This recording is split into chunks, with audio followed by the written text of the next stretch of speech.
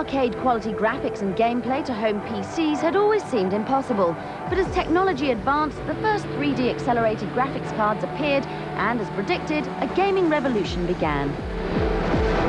Soon, all the latest 3D games offered support to the new cards, allowing them to look amazingly detailed without any reduction in the game's overall performance.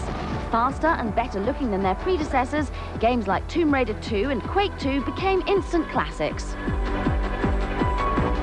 And now, a couple of years later, the first 3D Effects 2 cards have appeared. With improved technology, more memory and better drivers, the updated cards can produce graphics performance 3 times faster than the original cards.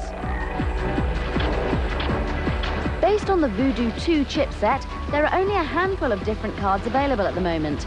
The 2 we tested were from Creative Labs and Orchid, both with a huge 12 megabytes of memory.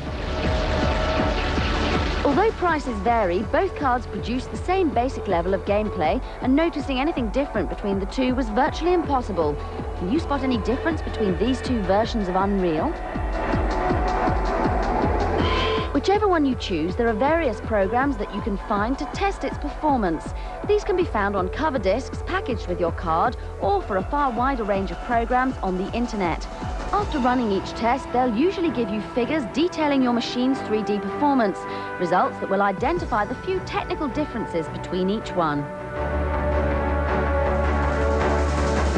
But whilst there's very little difference between the new cards, how does their performance rate against the first 3D accelerated models? Of course, the graphics quality is better and the games do run faster, but when you consider the vast price difference, you may want to keep your original for a while longer. These original cards have become essential components in any computer system. Firstly, because they offer better gameplay, and because many games are written for accelerated cards only.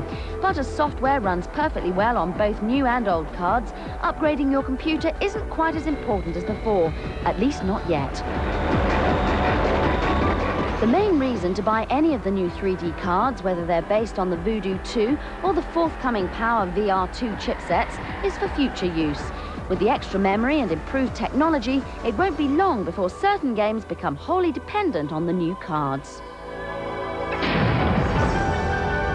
So if you want to prepare yourself for the future, or simply want to play your favorite games at ridiculous speeds and high resolutions, then the new Voodoo 2 systems are definitely for you. Games just don't get much more stunning than this.